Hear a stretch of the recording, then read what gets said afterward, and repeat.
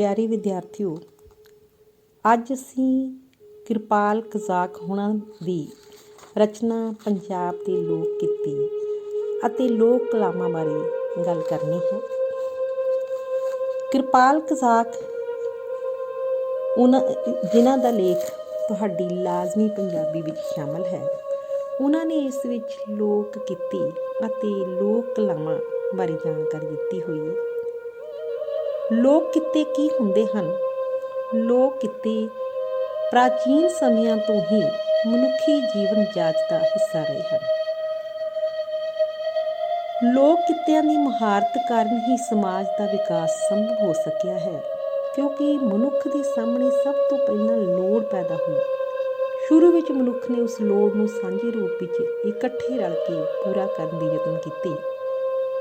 ਜਿਵੇਂ ਜਿਵੇਂ ਮਨੁੱਖੀ ਸਮਾਜ ਦਾ ਵਿਕਾਸ ਹੋਇਆ, ਲੋੜਾਂ ਦੀ ਪੂਰਤੀ ਲਈ ਅਪਣਾਏ ਢੰਗ ਤਰੀਕਿਆਂ ਵਿੱਚ ਵੀ ਤਬਦੀਲੀ ਆਈ।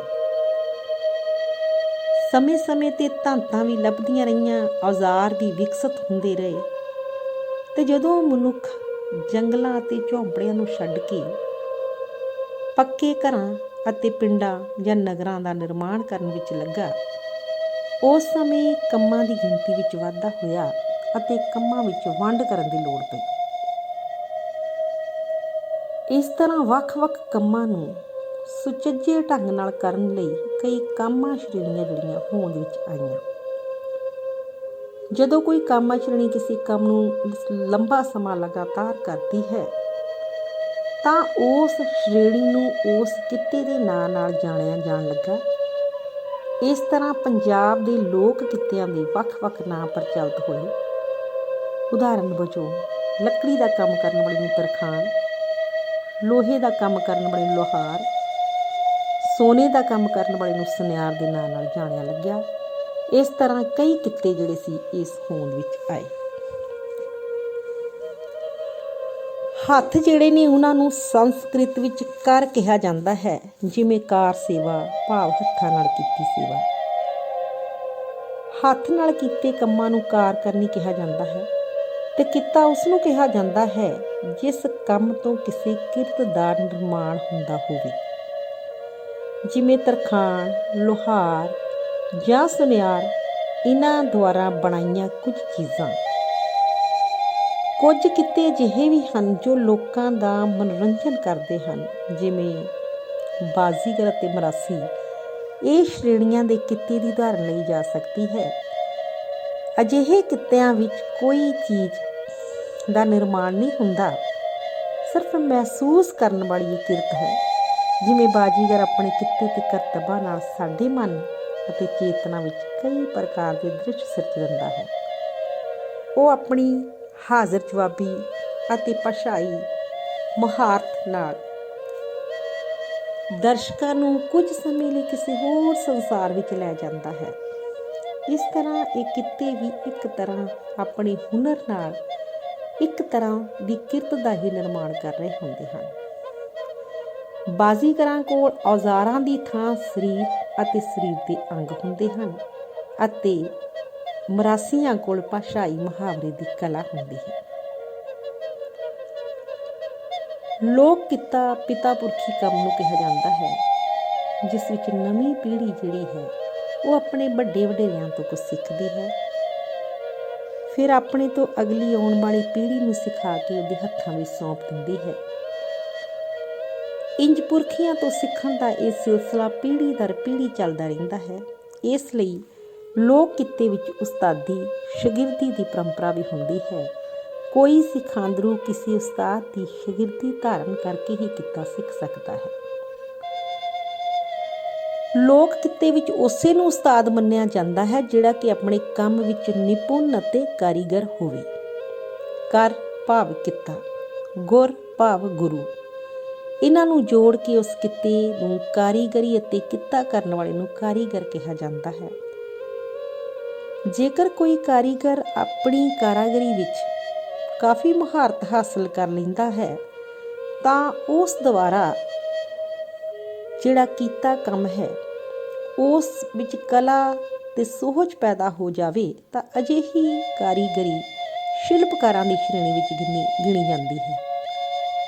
ਇਸ ਦੀ ਉਦਾਹਰਨ ਹੈ ਹਵੇਲੀਆਂ ਤੇ ਦਰਵਾਜ਼ਿਆਂ ਦੀ ਲੱਕੜ ਉੱਤੇ ਕੀਤੀ ਨਕਾਸ਼ੀ ਅਤੇ ਇਮਾਰਤਾਂ ਦੀਆਂ ਕੰਧਾਂ ਉੱਤੇ ਉਕਰੇ ਵੇਲ ਬੂਟਿਆਂ ਦੇ ਨਮੂਨੇ।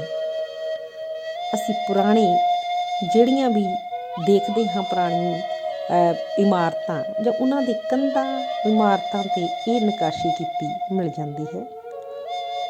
ਲੋਕ ਕਿੱਤਾ ਅਤੇ ਲੋਕ ਧੰਦਾ ਲਗਭਗ ਸਮਾਨ ਅਰਥਾਂ ਵਾਲੇ ਸ਼ਬਦ ਹਨ, ਪਰ ਇਹਨਾਂ ਕਿੱਤਿਆਂ ਦੇ ਵਿੱਚ ਇਹਨਾਂ ਸ਼ਬਦਾਂ ਦੇ ਅਰਥਾਂ ਵਿੱਚ ਮਾਮੂਲੀ ਜਿਹਾ ਫਰਕ ਹੈ। ਧੰਦਾ ਅਜਿਹੇ ਕਿੱਤੇ ਨੂੰ ਕਿਹਾ ਜਾਂਦਾ ਜਿਸ ਕੰਮ ਤੋਂ ਧਨ ਪ੍ਰਾਪਤ ਹੋਵੇ। ਧੰਦੇ ਵਿੱਚ ਕਿਸੇ ਕਿਰਤ ਦਾ ਨਿਰਮਾਣ ਜ਼ਰੂਰੀ ਨਹੀਂ ਹੁੰਦਾ, ਜਿਵੇਂ ਵਪਾਰ, ਸ਼ਾਹੂਕਰੀ, ਦਲਾਲੀ। ਕਿੱਤੇ ਤੇ ਧੰਦੇ ਵਿੱਚ ਫਰਕ ਹੈ। ਉਹਨਾਂ ਸਮਿਆਂ 'ਚ ਵਧੇਰੇ ਹੁੰਦਾ ਸੀ ਜਦ ਪਿੰਡਾਂ ਦੇ ਵਿੱਚ ਲੁਹਾਰ, ਤਰਖਾਣ, ਨਾਈ ਜਾਂ ਜੁਲਾਹੇ ਆਦਿ ਨੂੰ ਉਹਨਾਂ ਵੱਲੋਂ ਕੀਤੇ ਕੰਮ ਦੀ ਮਜ਼ਦੂਰੀ ਰੁਪਏ ਪੈਸੇ ਦੀ ਥਾਂ ਬਰੇ ਛਿਮਾਹੀ ਅਨਾਜ ਦੇ ਰੂਪ ਵਿੱਚ ਦਿੱਤੀ ਜਾਂਦੀ ਸੀ। ਧੰਦਾ ਜਿਹੜਾ ਹੈ ਉਸਨੂੰ ਕਿੱਤੇ ਦੇ ਟਾਕਰੇ ਕੁਝ ਘੱਟ ਸਤਿਕਾਰ ਨਾਲ ਵੇਖਿਆ ਜਾਂਦਾ ਹੈ। ਇਸ ਦਾ ਮਤਲਬ ਧੰਦ ਪਿੱਟਣਾ ਇਹ ਮੁਹਾਵਰਾ ਹੈ ਅਤੇ ਇਸ ਦਾ ਅਰਥ ਹੈ ਅਣਚਾਹਿਆ ਕੰਮ। ਕਿਸੇ ਪੇਚੀਦਾ ਕੰਮ ਨੂੰ ਵੀ ਗੋਰਖ ਧੰਦਾ ਕਹਿ ਲੈਂਦੇ ਆਪਾਂ। ਲੋਕ ਕਿੱਤੇ ਦੀ ਵਿਸ਼ੇਸ਼ਤਾ ਇਹ ਹੈ ਕਿ ਉਹ ਸੱਭਿਆਚਾਰ ਅਤੇ ਰਹਿਤਲ ਦੀਆਂ ਜ਼ਰੂਰੀ ਲੋੜਾਂ ਲਈ ਇੰਨਾ ਜ਼ਰੂਰੀ ਹੋਵੇ ਕਿ ਸਮਾਜ ਅਤੇ ਸੱਭਿਆਚਾਰ ਦੇ ਨਿੱਤ ਪ੍ਰਤੀ ਜੀਵਨ ਵਿੱਚ ਸਧਾਰਨ ਤੋਂ ਸਧਾਰਨ ਅਤੇ ਵਿਸ਼ੇਸ਼ ਤੋਂ ਵਿਸ਼ੇਸ਼ ਵਿਅਕਤੀ ਲਈ ਲੋੜੀਂਦਾ ਅਤੇ ਲਾਹੇਵੰਦ ਹੋਵੇ। ਉਦਾਹਰਨ ਲਈ ਖੇਤੀ ਅਤੇ ਘਰੇਲੂ ਲੋੜਾਂ ਲਈ ਲੁਹਾਰ, ਤਰਖਾਣ ਦੇ ਕਿੱਤੇ ਨੂੰ ਲਿਆ ਜਾ ਸਕਦਾ ਹੈ। ਲੁਹਾਰ ਅਤੇ ਤਰਖਾਣ ਖੇਤੀ ਦੇ ਕਿੱਤੇ ਲਈ ਗੱਡਾ, ਸੁਹਾਗਾ, ਹਲ, ਪੰਜਾਲੀ, ਤੰਗਲੀ, ਸਲੰਗ, ਦਾਤਰੀ, ਕਹੀ, ਰੰਬਾ, ਕੁਹਾੜੀ, ਜੂਲਾ, ਕੁਲਾੜੀ ਅਤੇ ਖੂਹ ਵਿੱਚੋਂ ਪਾਣੀ ਕੱਢਣ ਲਈ ਹਲਟ ਆਦਿ ਬਣਾਉਂਦਾ ਰਿਹਾ ਹੈ। ਘਰੇਲੂ ਵਰਤੋਂ ਲਈ ਮੰਜੀ, ਪੀੜ੍ਹੀ, ਮਧਾਣੀ, ਕੜਵੰਜੀ, ਅਟੇਰਨ, ਚਰਖਾ, ਚੌਂਕੀ, ਸੰਦੂਕ, ਘੋਟਣਾ, ਗੰਢੀਰਾ, ਪੰਗੂੜਾ ਅਤੇ ਚੱਕਲੇ ਵੇਲਣੇ ਦਾ ਨਾਮ ਲਿਆ ਜਾ ਸਕਦਾ ਹੈ। ਸੁਨਿਆਰ ਜਿਹੜਾ ਸੀ ਉਹ ਲੋੜੀਂਦੇ ਗਹਿਣੇ ਤਿਆਰ ਕਰਦਾ ਹੈ। ਗਹਿਣਿਆਂ ਦੀ ਵੰਨਗੀ ਵੀ ਅਨੇਕ ਤਰ੍ਹਾਂ ਦੀ ਹੈ। ਫਿਰ ਵੀ ਕੁਝ ਗਹਿਣਿਆਂ ਦੇ ਨਾਮ ਮੈਂ ਤੁਹਾਨੂੰ ਦੱਸਦੀ। ਇਸਤਰੀਆਂ ਦੇ ਕੇਸਾਂ ਵਿੱਚ ਗੁੰਦੇ ਜਾਣ ਵਾਲੇ ਗਹਿਣੇ ਜਿਵੇਂ ਕਲਿੱਪ, ਸੂਈਆਂ, ਸੱਗੀ ਫੁੱਲ, ਠੂਠੀਆਂ, ਟਿੱਕਾ, ਸ਼ਿੰਗਾਰ ਪੱਟੀ ਅਤੇ ਕੰਨਾਂ ਵਿੱਚ ਪਹਿਨਣ ਵਾਲੇ ਜਨਾਨੀਆਂ ਦੇ ਗਹਿਣੇ ਨੇ ਵਾਲੀਆਂ, ਕਾਂਟੇ, ਪਿੱਪਲ ਪੱਤੀਆਂ, ਝੇਡੂ, ਝੁਮਕੇ, ਬੁੰਦੇ, ਰੇਲਾਂ, ਡੰਡੀਆਂ, ਲੋਟਣ, ਕੋਕਰੂ ਅਤੇ ਗੋਲਾਂ। ਨੱਕ ਵਿੱਚ ਪਹਿਨਣ ਵਾਲੇ ਜਨਾਨਾ ਗਹਿਣੇ ਨੱਥ, ਬਲਾਕ, ਲੌਂਗ, ਕੋਕਾ, ਤੀਲੀ, ਬੇਸਰ, ਨੁਕਰਾ ਅਤੇ ਗਰਦਨ ਦੁਆਲੇ ਜਿਹੜੇ ਪਹਿਨੇ ਜਾਂਦੇ ਜਨਾਨੀਆਂ ਦੇ ਗਹਿਣੇ ਰਾਣੀ ਹਾਰ, ਤਵੀਤ, ਦਾਖਾਂ, ਚੰਪਾਕਲੀ, ਸ਼ੌਂਕਣ ਮੋਹਰਾ, ਤਵੀਤੜੀਆਂ, ਮੁਕਤੀਆਂ, ਗਾਨੀ, ਜੰਜੀਰੀ, ਸਿੰਘ ਤਵੀਤ, ਮੱਖੀ, ਜੁਗਨੂ, ਢੋਲਣ, ਹਮੀਰ। ਔਰਤਾਂ ਦੀ ਵੀਣੀ 'ਤੇ ਪਹਿਨੇ ਜਾਣ ਵਾਲੇ ਗਹਿਣੇ ਗੋਖੜੂ, ਪਰੀਬੰਦ, ਗਜਰੇ, ਪਹੁੰਚੀ, ਚੂੜੀਆਂ, ਬਾਜ਼ੂਬੰਦ, ਕੰਗਣ, ਵੰਗਾਂ, ਬਾਂਕਾਂ, ਕਲੀਰੇ ਆਦਿ। ਪੁਰਸ਼ ਆਪਣੀ ਵੀਣੀ 'ਤੇ ਕੜਾ ਪਹਿਨਦੇ ਹਨ। ਉਂਗਲਾਂ 'ਤੇ ਪਹਿਨੇ ਜਾਣ ਵਾਲੇ ਗਹਿਣੇ ਮੁੰਦਰੀ, ਛਾਪ, ਕਲੀਚੜੀ, ਆਰਸੀ ਹਨ। ਇੰਝ ਹੀ ਘੁਮਿਆਰ ਦੇ ਕਿੱਤੇ ਦੁਆਰਾ ਬਣਾਈਆਂ ਜਾਣ ਵਾਲੀਆਂ ਵਸਤਾਂ ਜਿਨ੍ਹਾਂ ਵਿੱਚ ਭਾਂਡੇ ਹਨ ਬਹੁਤ ਗਿਣਤੀ, ਬਹੁਤ ਜ਼ਿਆਦਾ, ਜਿਵੇਂ ਘੜਾ, ਚਾਟੀ, ਪੱਲਣੀ, ਕੁੱਜਾ, ਦੀਵਾ, ਚੱਪੜ, ਮੱਟ, ਪਲਟੋਈ ਅਤੇ ਤੇਲੀ ਕੋਹਲੂ ਨਾਲ ਕਈ ਪ੍ਰਕਾਰਾਂ ਦੇ ਬੀਜਾਂ ਵਿੱਚੋਂ ਤੇਲ ਕੱਢਣ ਦਾ ਕਿੱਤਾ ਕਰਦਾ ਸੀ। ਜਿਵੇਂ ਸਰੋਂ, ਤਾਰਾਂ ਮੀਰਾ, ਬੜੇਵੇਂ ਆਦਿ ਵਿੱਚੋਂ ਤੇਲ ਕੱਢਿਆ ਜਾਂਦਾ ਸੀ। ਲੋਕ ਕਿੱਤੇ ਦੀ ਵਿਸ਼ੇਸ਼ਤਾ ਇਹ ਹੈ ਕਿ ਹਰ ਇੱਕ ਲਈ ਉਪਯੋਗੀ ਹੁੰਦਾ ਹੈ। ਉਦਾਹਰਨ ਲਈ ਜੁੱਤੀ ਆ, ਉਸ ਦੀ ਲੋੜ ਸਮਾਜ ਵਿੱਚ ਹਰੇਕ ਨੂੰ ਹੈ। ਅਤੇ ਧੌੜੀ ਦੀ ਜੁੱਤੀ, ਦੁਖੱਲੀ, ਨਰੀ ਦੀ ਜੁੱਤੀ, ਸੁੰਨੀ ਵਾਲੀ, ਘੋਨੀ, ਕੱਢਮੀ, ਬੱਚਿਆਂ ਲਈ ਮੌਜੇ, ਨਿੱਕੀ ਨਿੱਕੀ ਜੁੱਤੀ ਜਿਹੜੀ ਉਹ ਬਣਾਈ ਜਾਂਦੀ ਅਤੇ ਸੂਤ ਤੋਂ ਕੱਪੜਾ ਬੁਣਿਆ ਜਾਂਦਾ ਸੀ। ਇਸ ਨਾਲ ਖੇਸ, ਦੌੜੇ, ਖੱਦਰ, ਦਸੂਤੀ ਆਦਿ ਹੱਥ ਖੱਡੀ ਤੇ ਬਣਾਏ ਜਾਂਦੇ ਰਹੇ ਹਨ। ਇਸੇ ਖੱਦਰ ਤੇ ਇਸਤਰੀਆਂ ਬਾਗ ਫੁਲਕਾਰੀ ਦੀ ਕਢਾਈ ਕਰਦੀਆਂ ਰਹੀਆਂ ਹਨ। ਪੰਜਾਬ ਦੇ ਲੋਕ ਗੀਤੇ ਸਦੀਆਂ ਤੋਂ ਪੰਜਾਬੀ ਸੱਭਿਆਚਾਰ ਅਤੇ ਪੰਜਾਬੀ ਰਹਿਤਲ ਦਾ ਅਨਿੱਖੜਵਾਂ ਅੰਗ ਰਹੇ ਹਨ। ਪਿਛਲੀ ਇੱਕ ਸਦੀ ਵਿੱਚ ਸਮਾਜ ਦੇ ਵਿਕਾਸ ਅਤੇ ਆਬਾਦੀ ਦੇ ਵਧਣ ਨਾਲ ਮਨੁੱਖੀ ਲੋੜਾਂ ਵਿੱਚ ਬੇਸ਼ੁਮਾਰ ਵਾਧਾ ਹੋਇਆ ਹੈ।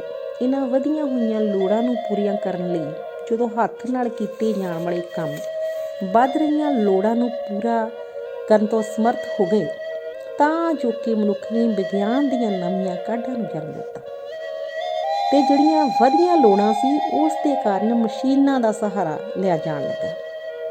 ਜੇ ਪਹਿਲਾਂ ਇਹ ਕੰਮ ਹੱਥ ਨਾਲ ਹੁੰਦੇ ਸੀ ਅਤੇ ਅੱਜ ਦੇ ਜ਼ਮਾਨੇ 'ਚ ਅਸੀਂ ਦੇਖਦੇ ਹਾਂ ਕਿ ਮਸ਼ੀਨੀਕਰਨ ਆ ਗਿਆ ਹੈ ਅਤੇ ਬਹੁਤ ਸਾਰਾ ਕੰਮ ਜਿਹੜਾ ਹੈ ਉਹ ਮਨੁੱਖ ਦਾ ਮਸ਼ੀਨਾਂ ਦੁਆਰਾ ਕੀਤਾ ਜਾਣ ਲੱਗਾ ਹੈ। ਅਤੇ ਵਰਤਮਾਨ ਸਮੇਂ ਵਿੱਚ ਪੰਜਾਬ ਵਿੱਚ ਬਹੁਤ ਘੱਟ ਅਜਿਹੇ ਕਿੱਤੇ ਹਨ ਜਿਨ੍ਹਾਂ ਵਿੱਚ ਮਸ਼ੀਨ ਦੀ ਵਰਤੋਂ ਨਹੀਂ ਹੁੰਦੀ। ਇਸ ਵਿਕਾਸ ਨਾਲ ਜਿੱਥੇ ਵਸਤੂਆਂ ਦੇ ਨਿਰਮਾਣ ਵਿੱਚ ਵਾਧਾ ਹੋਇਆ ਉੱਥੇ ਸਾਡੇ ਕਾਰੀਗਰਾਂ ਦੀ ਨਿੱਜੀ ਪਛਾਣ ਵੀ ਗੁਆਚ ਗਈ ਹੈ।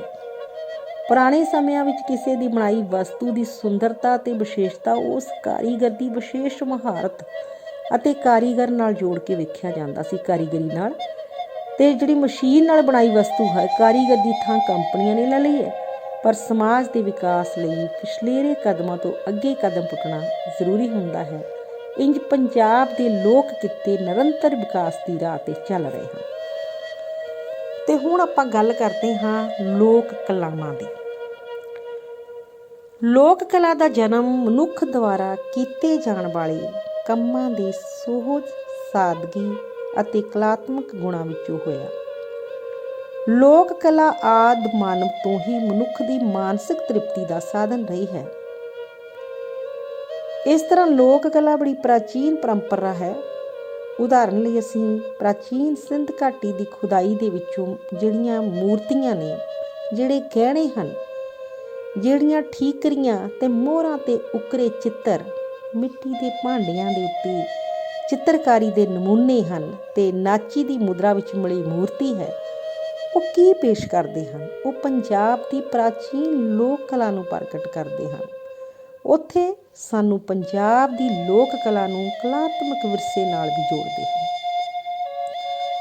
ਅਜਿਹੀ ਕਲਾ ਜੋ ਕਿਸੇ ਸਮਾਨ ਪਰੰਪਰਾ ਵਾਲੇ ਸੱਭਿਆਚਾਰ ਦੇ ਮਨੁੱਖੀ ਸਮੂਹ ਦੀਆਂ ਮਾਨਸਿਕ ਭਾਵਨਾਵਾਂ ਨੂੰ ਪ੍ਰਗਟਾਉਂਦੀ ਹੋਵੇ ਅਤੇ ਵਿਰਸੇ ਵਿੱਚੋਂ ਪ੍ਰਾਪਤ ਹੋਵੇ, ਉਹ ਲੋਕ ਕਲਾ ਹੈ। ਸਰਲਤਾ ਅਤੇ ਸਾਦਗੀ ਲੋਕ ਕਲਾ ਦੇ ਵਿਸ਼ੇਸ਼ ਗੁਣ ਹਨ।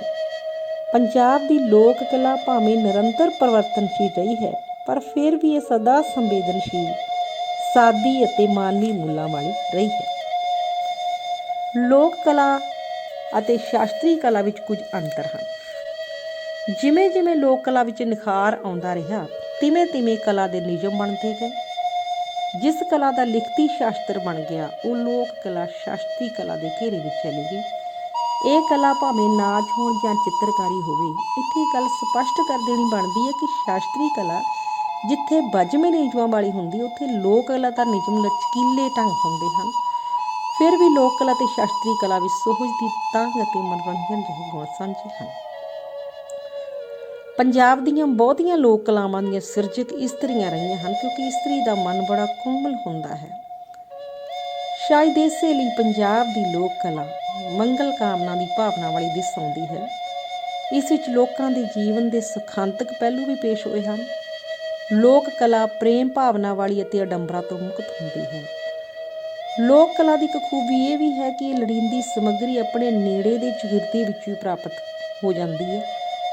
ਇਹ ਭਾਵੇਂ ਬਾਗ ਫੁਲਕਾਰੀ ਦੀ ਕਢਾਈ ਹੋਵੇ ਜਾਂ ਭਾਂਡੇ ਰੱਖਣ ਵਾਲੀਆਂ ਟਾਟਾਂ, ਜਿਹਨੂੰ ਪੜਛੱਤੀਆਂ ਵੀ ਕਿਹਾ ਜਾਂਦਾ, ਹਾਰੇ, ਭੜੋਲੇ, ਭੜੋਲੀਆਂ, ਚੁੱਲ੍ਹੇ ਚੌਂਕੇ ਦੇ ਓਟੇ ਜਾਂ ਕੰਧਾਂ 'ਤੇ ਮਿੱਟੀ, ਪਾਂਡੂ ਮਿੱਟੀ, ਨੀਲ ਚੀਨੀ, ਹਿਰਮਚੀ, ਹਲਦੀ, ਕਾਲਖ ਜਾਂ ਪੀਲੀ ਮਿੱਟੀ ਦੇ ਘੋਲ ਨਾਲ ਅਨੇਕ ਪ੍ਰਕਾਰ ਦੇ ਨਮੂਨੇ ਅਤੇ ਸਾਂਝੀ ਮਾਈ ਜਾਂ ਅਹੋਈ ਦੇ ਚਿੱਤਰ ਕਿਉਂ ਨਾ ਹੋਣ, ਇਹਨਾਂ ਕਲਾਵਾਂ ਦੇ ਵਿੱਚ ਜਿਹੜੀ ਵਰਤੀ ਜਾਂਦੀ ਸਮੱਗਰੀ ਉਹ ਸਾਡੇ ਆਲੇ ਦੁਆਲੇ ਵਿੱਚੋਂ ਸੌਖੀ ਤਰ੍ਹਾਂ ਪ੍ਰਾਪਤ ਹੋ ਜਾਂਦੀ ਹੈ।